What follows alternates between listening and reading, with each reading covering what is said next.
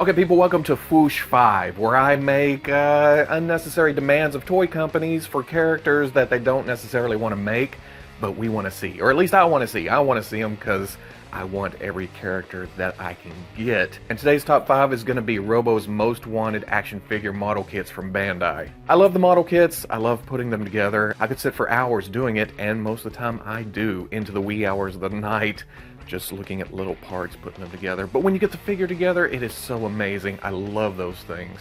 Sure, they're light. They feel a little bit odd in your hand after years and years of standard action figures. The weight is different, and they may feel a little bit fragile, but I've never had a problem with breakage.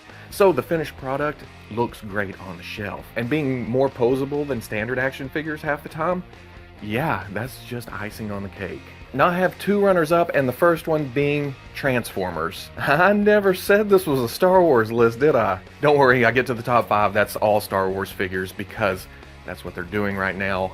It seems more likely for them to do them, and I need more Star Wars figures. But for runners-up that didn't make the list, yeah, I'm calling Transformers. Would love to have a line of kits where we just get the characters from Transformers.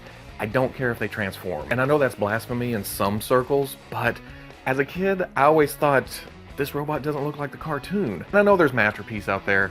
That's expensive. They still transform. They still have kibble. And again, they're expensive. So a line of model kits giving us just the robots as they looked in the cartoon, yeah. But I'm sure there's all kinds of legalities and stumbling blocks that will make this never happen. But I can still wish, right? And my first runner-up would be Iron Man. I know. This is a little closer to becoming a reality. They haven't announced anything, but Bandai does do Iron Man figures right now in the SH Figure Arts line. They just need to do it in model form and just do the armors and Iron Man's villains. Maybe even go after the comic license. And we can get Crimson Dynamo, we can get Titanium Man, we can get all kinds of other armored characters in model kit form. Cheap, easy, just throw it out at us, let us put them together. Now it's Star Wars from here on out for the actual top 5. Bandai has that license. They already do the model kits for those figures, and these seem likely to get made, but I really want to see them.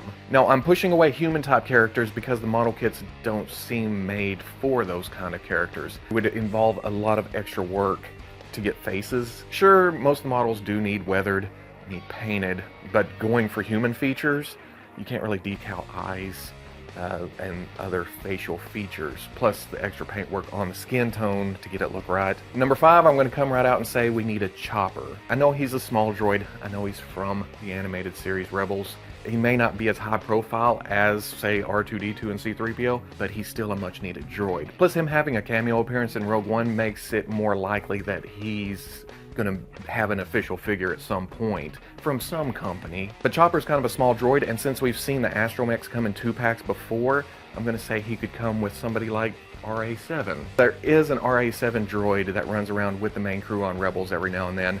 AP5, I believe it is. Putting him with Chopper would give you 2 Rebels characters at the same time, while also giving you an original trilogy droid in the mix for people that don't care for the cartoon. But that's also mixing a figure and an astromech that may be too much for Bandai. They may not like that too much. So if need be, you can mix Chopper with another R2 unit. I don't know if we need a 3rd release of R2-D2, but maybe a different colored R2 unit. Green, there's pink, there's the black Death Star type, and then RA-7 could come single with a mouse droid. You can have that one for free, Bandai. For number 4, I'm going with IG-88. I know he should be further down the list. Important character, bounty hunter. We need him really bad. But the Black Series did release a figure already that is passable. Seems a little bit small, seems a little bit skinny. Having one on the shelf already kind of stifles my excitement for an IG-88. But I'm sure if they announced a model kit, I would be all over it. And I'm sure it would be bigger, thicker, maybe lighter because of the materials, but it would be awesome. Number 3 on the list, I'm putting them on the list, and it's Jango Fett. I know we have a Figure Arts version. I don't like it too much. I know we have a Black Series version. It's okay. It's pretty good. MFX could come in and just blow our minds with their own Jango Fett. But for now, yeah, I need a model kit Jango Fett. It could maybe come with interchangeable jetpacks, and certain other pieces to make him both episode 2 and 3. The model kit Boba Fett is still my number 2 Fett. I still love that figure even though the Mafex took over the main display, and I feel like a model kit Jango Fett could be just as good. Number 2, I'm coming around the bend. I'm gonna sneak attack. I'm gonna get away from figures for just a second, and I'm gonna say Imperial probe droid. I think this is the perfect means of release for this character.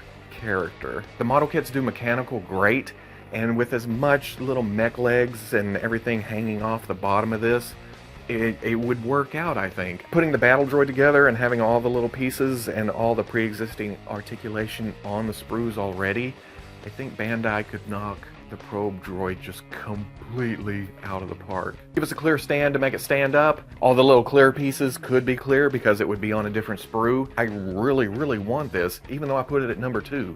I'm no good at these lists. And then for number 1, another high-profile bounty hunter, another character we need, and that would be Forlom. Or as the old commercials say, 4LOM. Yeah, Forlom, another droid type, another body type. They may be able to use some C-3PO parts, but I'd almost want a whole new sculpt. In fact, a little bit bigger to make him more menacing on the shelf. That would be cool for Forlom. Now I can see why they haven't done this yet. It seems like an easy get. Of course, IG-88 seems like an easy get too, but for Forlom, he's got all these different colors and different wears and weathering and yeah, just different colors all over the body. So it would be a lot of paint work and it would be a lot of maybe decals after the fact. Now I would have put Zuckuss and Forlom together, but I feel like Zuckuss has too much cloth on him, too many robes, too many bendy parts, and I don't really like what they've done with the model kits when it comes to stuff like that. So yeah, it's just Forlom. Zuckuss, I need a Black Series figure, but that is a completely different list. So yeah, Fwoosh 5. I don't know how often I'll do these, just when I come up with a good idea, I guess. But it's fun, it's something to just break up the pace of reviews and news. And yeah, I like wish listing. I like putting characters out there that companies could potentially make, but haven't made yet. And I want them now.